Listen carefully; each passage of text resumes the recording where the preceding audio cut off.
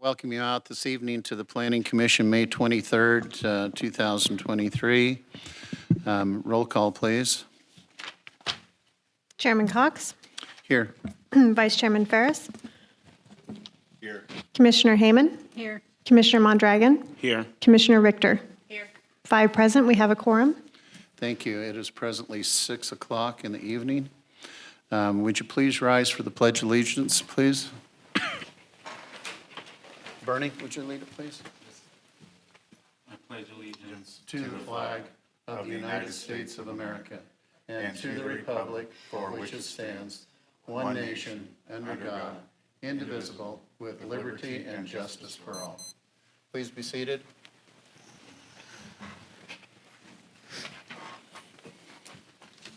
Approval of agenda. I move for approval. Second. Chairman Cox, Aye. Vice Chairman Ferris, Aye. Commissioner Hayman, Aye. Commissioner Mondragon, Aye. Commissioner Richter. Aye. 5 ayes, motion carries. Thank you. I move that we approve the minutes.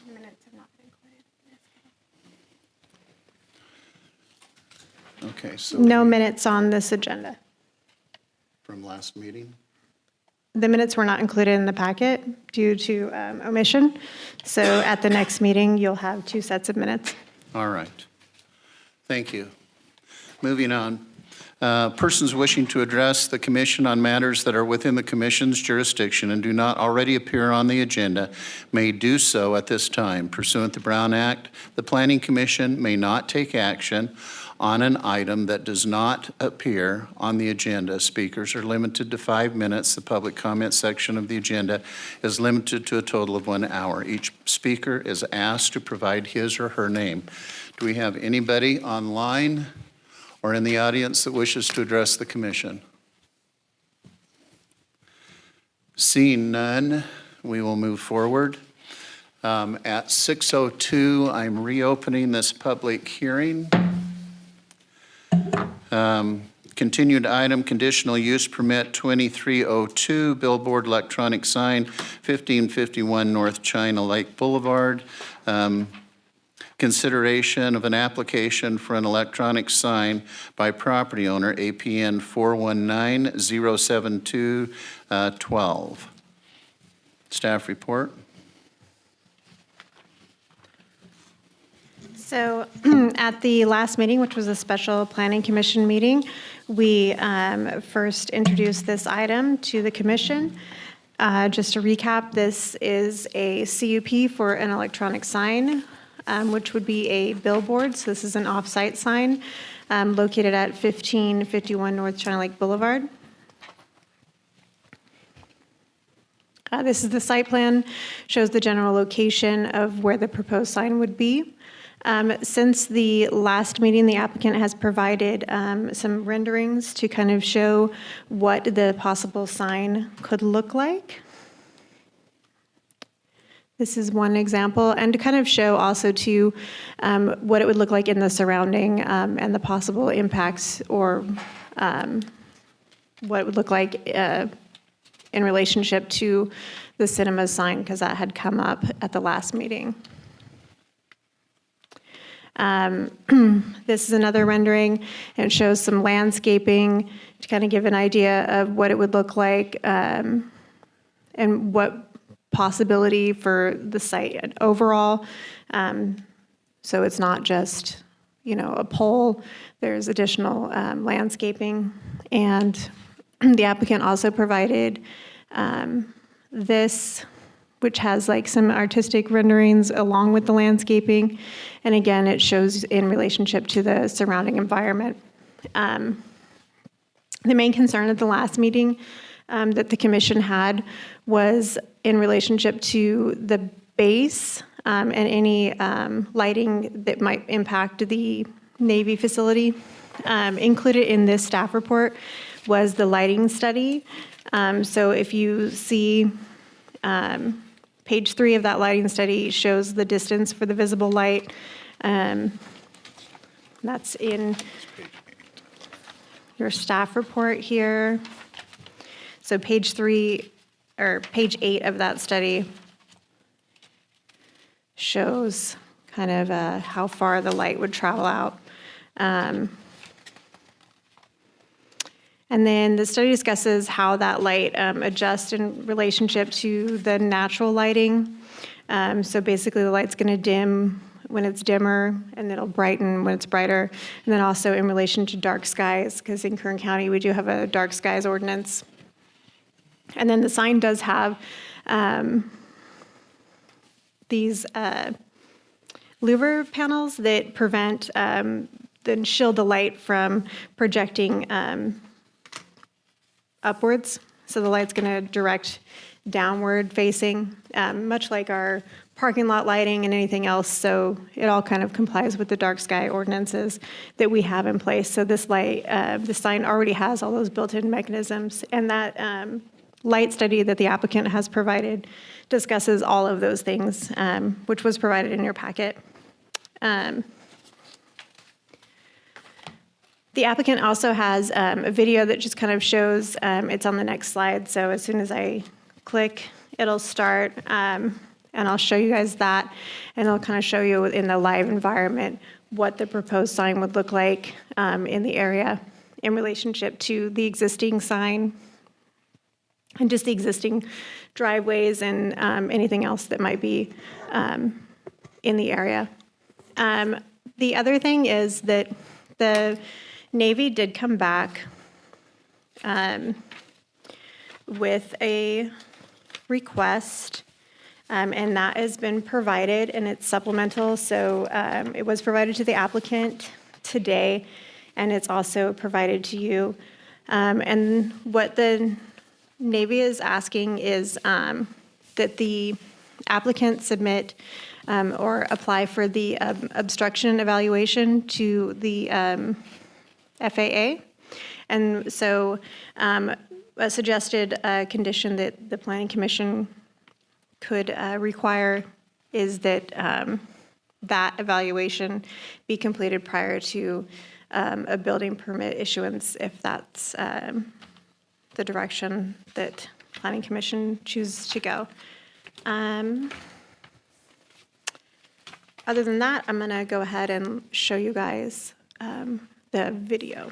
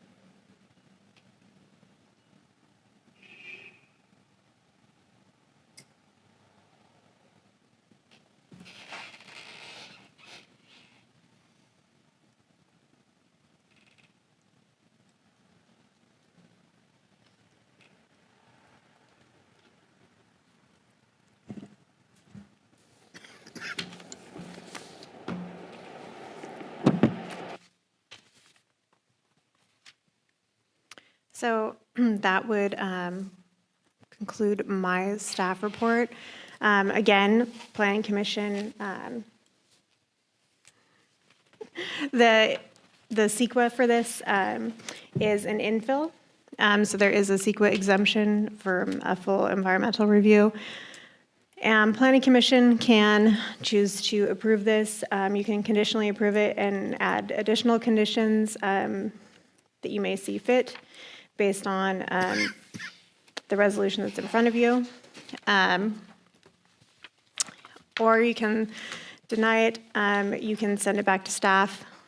What I do want to clarify is if you look at your resolution, which is attachment 1, section 1 has findings that the Planning Commission has to make in order to approve or deny this application. There are 6 findings.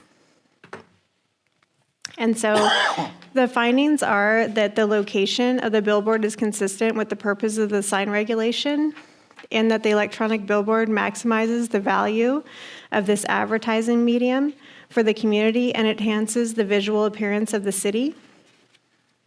The second finding is the billboard is located along the State Route 178 in the commercial service zoned portion of North China Lake Boulevard.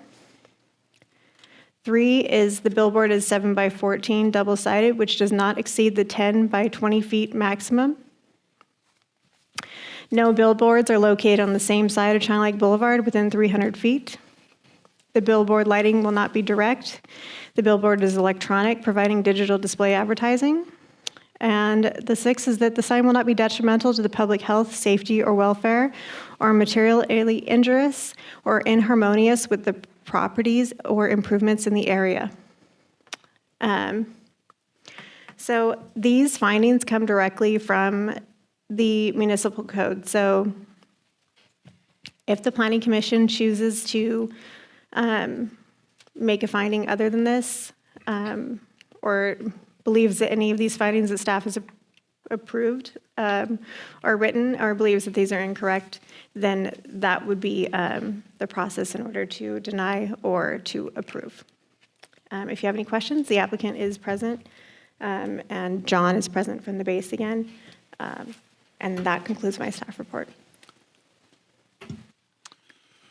Commissioners, any questions for both the applicant or staff?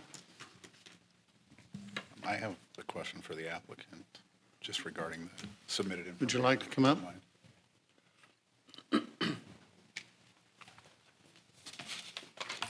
So first, I want to thank you for getting us these renderings. That really does help sort of clarify what this is going to look like if it's granted. So it's very helpful. Also, did any of these or all of these signers get to see this packet at all? This information that was disseminated on the light spread, or I'm just trying to guess how educated they were on what this is going to look like. So I explained everything to them. I had the layout and the plan. I did not print the packet verbatim or anything. Okay. But these are all small local business owners like myself who are highly interested in this. Okay. And I know not all of them are on China Lake Boulevard, but that's the point, right? They want ad space. I was just curious as to how many of them had actually seen this overlay and what this would look like. Yeah, so that I had a little, I showed a 3D rendering to every single one. This is what it's going to look like. You know, this is in relative to the China Lake Boulevard setting. I had a long discussion, and I was totally, not biased or anything. I don't really care if they supported it. I did, but it wasn't like I was like, you have to sign this, Thank you. Yeah. Commissioners? Any other questions for the applicant or questions for the staff? I do have a question for the base. Is that going to be at a different time? Well, the thing is what we want to do is not convolute what we're asked to do. Okay. So what we have right here is what we're asked to do. Got it. Now, we did invite the base to get back to us, and they're basically saying, well, we need to look at a broader range.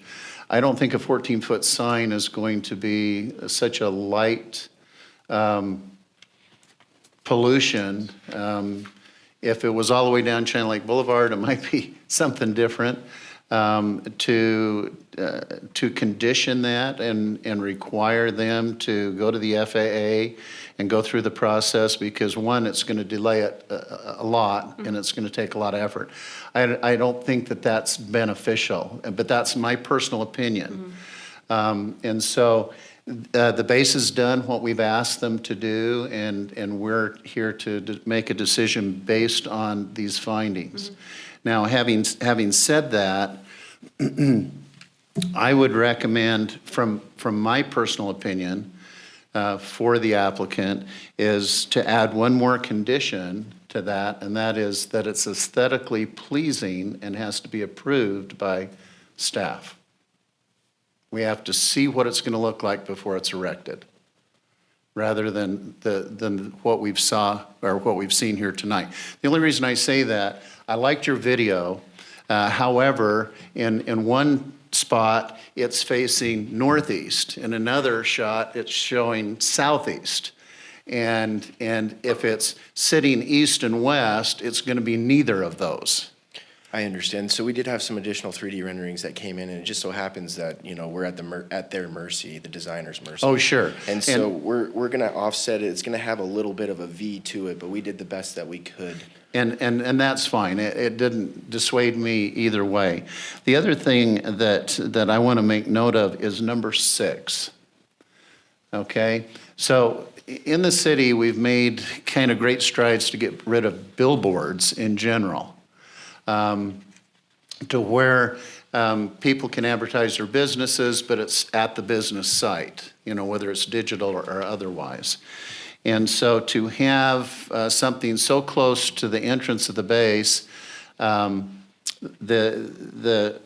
condition that I would like to actually expand 6 a little bit and suggest that if we find an uptick in accidents, if they're looking at your sign, Oh, yeah. we start getting rear end, the 100%. conditional use permit will be pulled.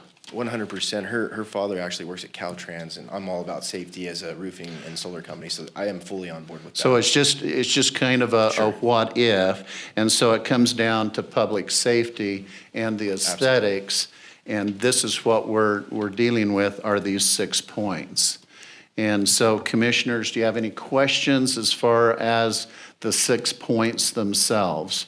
Whether or not this applicant has qualified and has met the requirement for a conditional use permit? Go ahead. I do. I'm just, on the first finding, it says that the purpose is to enhance the physical appearance of the city. Are we talking about the billboard here or the landscaping around it? I think it all goes together. I think the LED billboard in and of itself does look modern. It looks expensive. It makes the area look affluent, as though people pay a lot of money to erect it. And so I think the billboard kind of looks pleasing, but it will come with landscaping, so I'm not sure. Yeah, I mean, I'm with you on the landscaping. I'm a landscaper myself, but I just don't necessarily think a billboard is gonna beautify or enhance the city. I mean, it's basically like a big TV on the side of China Lake. So that's my only concern is I think there's many things you can do with the property that would beautify the city and enhance, the property. I just have some concerns about the actual billboard. Can I ask you, what other things do you suggest? Well, I mean, I don't necessarily know the exact what you can build, but I mean, a nice small building with some landscaping. Because of the shape of the parcel and the size of the entrance, we're very limited as to what we can build. And any kind of traditional structure is probably not going to suffice or not going to fit the constraints. Go ahead. We are working with an artist too, it's not just gonna be a steel pole. We want this, so we were both born and raised here, and I agree. I don't want all these billboards and, just trash going up. So we're gonna do our absolute best. We have a mosaic artist that we're working with that does, reaches out to local other artists and teaches classes and stuff. So we want to make this a cornerstone, a real figure for the community, as well as communicate information, Well, so. I'd say I want to develop the area. Right. And if we can do that, we can take it from its current state, which is vacant, full of crabgrass, into something usable, something we can spend some money on. And so far, this is our idea. But yeah, we've talked about building something around the pole with a limestone, natural stone face. And then I came across an artist in Riverside who does beautiful mosaics. So we're working with her to see what she can do. Yeah, that's my only concern. Any other comments, commissioners? I do have some comments. I read the updated info sheet for your billboard, and I am really relieved to see that LEDs have obviously kept pace and it is adjustable and auto-dimmable and stuff, because that was really important to me. I am interested in providing a condition to this that it turns off around 11 at night. I'm kind of interested in, I think the city, in kind of the dark skies thing, no one's out past 11, and I would be really interested if the city starts taking a route towards trying to get the recommendations of organizations like the Dark Sky Organization to minimize that kind of light clutter at night. But I'm really excited that you guys have, it has all this fancy tech and already has a lot of capabilities to do a lot of the things that I was worried about. I'd also say too that we already have a billboard on the south side of town, and you have people come in from the south to get to Death Valley. I think from a perspective of trying to demonstrate, I believe you said you were also interested in posting events and stuff to this board as well. I think for the sake of an introduction, having a kind of singular billboard that shows businesses or events is actually quite helpful. I don't have social media. I don't have Facebook. So stuff like that is actually useful to me, because if I am driving from work, I can be like, oh, cool, there's the community garage sale or something like that. So those are my only comments. I am interested in having a curfew on the billboard, and that's my only real statement at this point.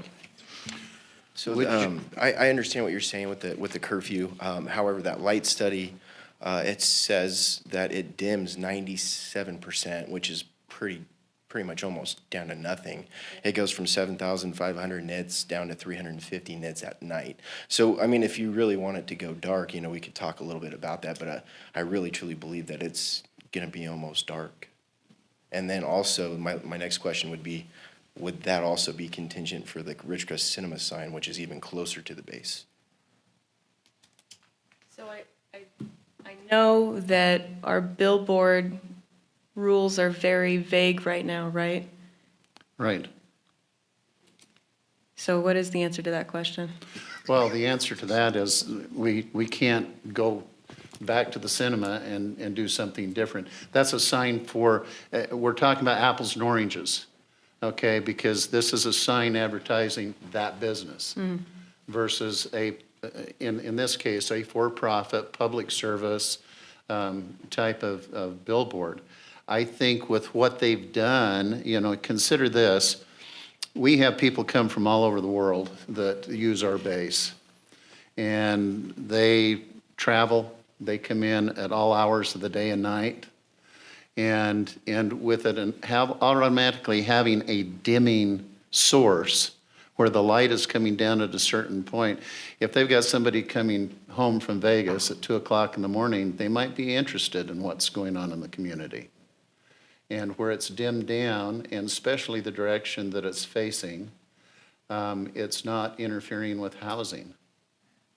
Now, that could change in the future, but not more so than a casino or, the cinema or anything else if anything was built on the other side. And so I hear your concern, but I think with what they've presented, I think that they've kind of met that overblast at night that would interfere with anything, at least from my perspective. And so I still come back with only the two, and we can add others if you want, is if it becomes a public safety hazard, okay, which is in line 6, and we may have to refine that language a little bit, that it would have to come down. The other is that it has to meet whatever you put up, xeriscaping, or, even in your presentation, we see the grass and, and stuff like that. In some cases, it just looks like, well, here's a sign around with a bunch of weeds. And so, rather than say you have to landscape it, which would be nice, it would be attractive, it just needs to be clean. There is an ordinance already in place that the code enforcement is starting to enforce, where we have to keep these empty lots and so on and so forth clean from the weeds and debris. And so that's already in place, so we don't have to rewrite, the ordinance. And so if there's, is there anything else that the commission would like to add to these 6, other than the 2 I've recommended? Realizing this is a conditional use permit, so if they can't meet those conditions, it's kind of a nil and void. I think for what they're looking for and for conditional use, these are sufficient. I do wonder what the next occupier or tenant of that property is. If you decide we're going to move, can we put a condition on there that this is subject to their ownership, that it's grandfathered or somehow? All conditional uses are. Because while I absolutely have faith in what you guys are saying, you want this to be a nice thing for the community, the next person up may not have the same objective. So how do we ensure that going forward? And I don't want to encumber the property or anything like that to make it difficult for you, but at the same time, we have to protect the side of the city as well. That does concern me a little bit because we're in the middle of a 1031 exchange, and the property is a build-to-suit exchange. So we are managers of an LLC which owns it, but we will not take complete full ownership until all the improvements are done. So it's going to change. The same LLC will own it, but the members will change. I see. Okay. So what I would suggest in relationship to that is, and pardon how I use the analogy, back in the day, cable companies had to come to the city to get a franchise. And if that franchise changed, then the new owner had to come back and go through the process of conditional use again. So if the ownership doesn't change, it stays in the LLC, right? Correct. Okay, but 10 years, you decided to sell it, the new owner needs to come and get approval from here. Can we put that in as a condition? It does not need to be entered because a conditional use permit is written to the applicant. Yeah, It's okay. not written Okay. to the property. Perfect. Thank you. All right. Thank you. Again, not trying to make it difficult for you, just want to make sure that we're covered on both sides of. So they would just need to make sure that it was written to the same named LLC. And then if it's not changing ownership, if it does change ownership, that applicant has to come back and get their own conditional use permit. So it doesn't transfer with ownership. Got it. Thank you. Thanks. That's, was Very kind of the helpful. analogy I was trying to use. Okay. You know, in reading 6, the sign will not be detrimental to the public health, safety, and welfare. I'm not sure we have to rewrite 6. I think that meets it. I would like to add 7, that it meets staff's aesthetically pleasing concern. And having said that, I would recommend approval of Resolution 2306 with those conditions. Do I have a second? I'll second. Chairman Cox, Aye. Vice Chairman Ferris, Aye. Commissioner Hayman, Aye. Commissioner Mondragon, No. Commissioner Richter. Aye. 4 ayes, motion carries. Thank you, commissioners. Thank you. Thank you. Thank you. For your time and effort.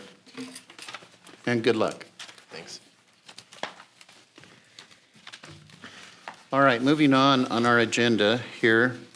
And this is not part of the public hearing, so I need to close, right? So we'll close this public hearing at 6:29.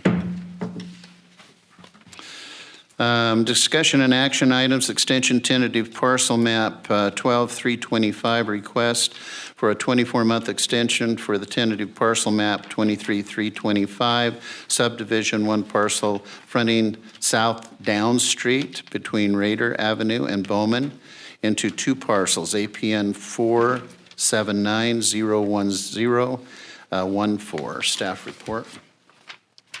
So before I go into the 3 extensions that are before you tonight, I will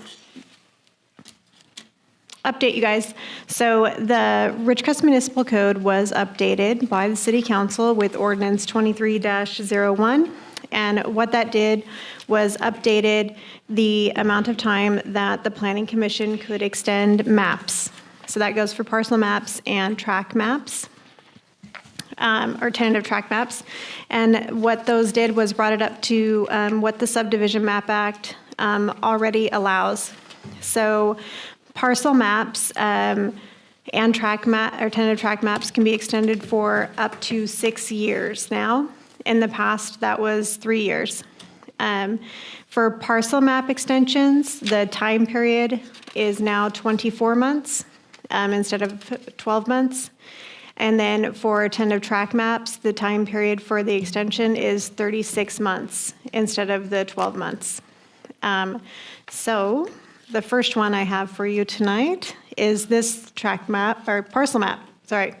This one is part of what you may be more, some of you may be more familiar with as The apartments. Phase 1 and 2 of Red Rock Villas. So Cornerstone Engineering, representing the applicant, well, is the applicant, but representing the property owner, has requested an extension for this parcel map. So the parcel map was one piece of all the entitlement package that went with this. So this had a general plan amendment, a zone change, the site plan review, a development agreement. And one of the conditions that was in the site plan was the parcel map that created 2 parcels out of this one parcel. And the 2 parcels accommodated phase 1 and phase 2 of that site plan for Red Rock apartments.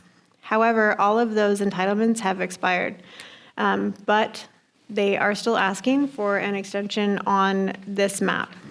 They have never asked for an extension, so this would be the first.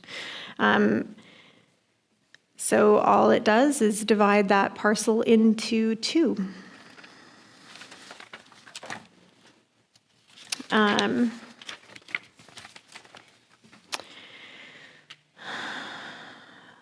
Let's see. If you guys decided to approve it, it would be for 24 months, and that would take it to May 23rd, 2025. How this is before you, for some of us that have been here for a while, 3 of my commissioners here, this is going to be a little bit different if you looked at your packet closely than what you've seen in the past. So the resolution before you tonight is just a resolution approving the extension instead of in the past where it was the full Package. yeah. So what happens is what you're approving is just the extension. The conditions stay the same, which is in that Planning Commission Resolution 19-02, and that is in your packet as well. And then the map is in there too. The other finding that you have to make is that the environmental analysis that was performed when it was originally approved, that it still covers it. There's nothing's changed. You're not changing anything by adding time to the map. There's no substantial changes at all to the environmental review, so no further environmental review would be required for this. So the applicant's just asking for more time to finalize their map. So staff recommends approval of that. It is multifamily. It's surrounded by residential multifamily all the way around. And it's a 24-month extension with the no further environmental review finding as well. So that's the resolution that's before you tonight as Resolution 23-07. Any questions? Yes. All right. When was the original conditions or the map, when did it expire? And when was it originally granted? The map was approved April 23rd of 2019, and it was approved as a time period that followed the development agreement that went with Red Rock.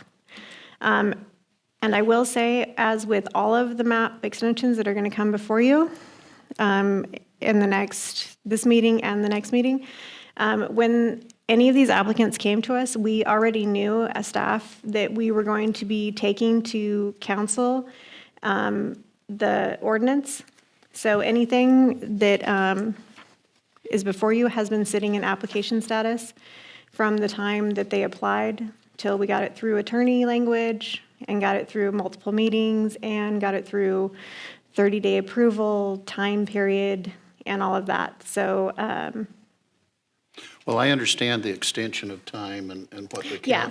council has done. What I'm interested in is from when we approved it, when it expired, say 2 years later. And if it expired in 19, do we date their additional year starting, because they've Oh, never no. asked for an extension? Why we're doing it as of May today, because everything had expired for them, correct? So no. can we not just extend it from the time it originally expired? It did not originally expire. It was, the approval period followed the development agreement, and the development agreement was for 5 years. So although this was done later, because it was done as part of a condition of the site plan. Right. And so the whole package went together. And so when they approved the map, or when we approved the map, the time period followed the development agreement instead of the regular parcel map, which was a 24-month period. So this never expired. And then once you apply to the city, you are in queue and your map is valid until it comes before Planning Commission and is either approved or denied. So this map is still alive. Okay. Any other questions from the commission?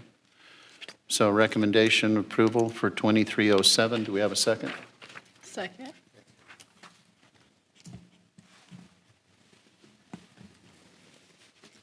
Chairman Cox? Aye.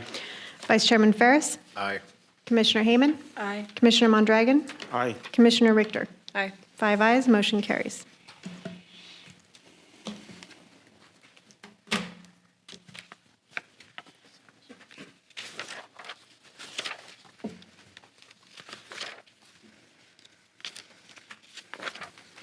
All right, moving on to the next one. Extension for a tentative track map 7320 request for a 36-month extension for a tentative track map 7320 subdivision of one parcel into 76 lots in the development of a single-family residential homes and a sump. Location southeast corner of Kendall Avenue and South Norma Street, APN 510-02002, staff. All right, so this is zoned as a state residential. The surrounding is estate. There's a little strip of single family, so it's just completely surrounded by residential uses. This is up in College Heights. Again, this one is a tentative track map, so this is a 36-month extension. This was previously approved, let's see. Let me get there. So this was approved with phasing in 2017. And you guys approved one extension in 2019. And then they did get the automatic extension for AB 1561, which had to do with the COVID extensions that happened for all the maps. So at this point, they did get the one extension. So they're asking for a 36-month extension, and that would take it to 2026. And this one is valid until May 27th, 2023, or obviously. So they asked prior to it coming to expiration. And the same thing, you're also making a finding that there is no further environmental analysis because the negative declaration that was done previously, there's no changes that would require any further environmental review. And the extension would also keep the conditions of approval that were in the Planning Commission Resolution 19-16. And that concludes the staff report. Any questions from commissioners? I recommend that we approve Resolution 1902. Do I have a second? No, I'll it's, second. That's what's on the resolution. that's the resolution that has the original conditions. It's 23-08. 23-08. Do Yep. I have a second? Second. Chairman Cox, Aye. Vice Chairman Ferris, Aye. Commissioner Hayman, Aye. Commissioner Mondragon, Aye. Commissioner Richter. Aye. 5 ayes, motion carries. Extension of tentative track map 6679, request for a 35-month extension of tentative track map 6679 subdivision, creating 88 lots of single-family residential and a sump on 22.5 acres located in the northwest corner of Gateway Boulevard and Upjohn Avenue, APN 080-01018. Staff report. Sorry, my finger must have slipped there. It's a 36-month extension, not 35. So this is. You noticed my pause, and Right, I'm, I'm that's a little odd. Yeah. So this is single-family residential. It's surrounded by single-family residential. General plan is residential low. This one is an older map. It was first approved many years ago, back in 2006. And the Planning Commission has given this 3 extensions, which was all that was allowable previously. So if tonight you approve it, this would be the only extension, even with the new code, that would be allowed. So it would give the developer 3 more years to finalize the map. It still applies with the general plan and the zoning ordinances as it is. There is phasing and the sump. Staff recommends that approval. Again, you're also making the finding that the CEQA is sufficient, and the negative declaration that was done is sufficient, and no further environmental analysis is required for this. Commissioners, any comments or questions? Now, it's interesting, this one shows 2308. What's the resolution number? Because we passed the last one as 2308. This one's 2309. Okay. It's right here, attachment 1. And it's 36 months, It's correct? page Not 5. 35? Yes. That was just on the slide. Oh, got it. I think I saw it here. All right, then I recommend that we approve the resolution 2309 for the 36-month extension. Do I have a second? I'll second. Chairman Cox, Aye. Vice Chairman Ferris, Aye. Commissioner Hayman, Aye. Commissioner Mondragon, Aye. Commissioner Richter. Aye. 5 ayes, motion carries.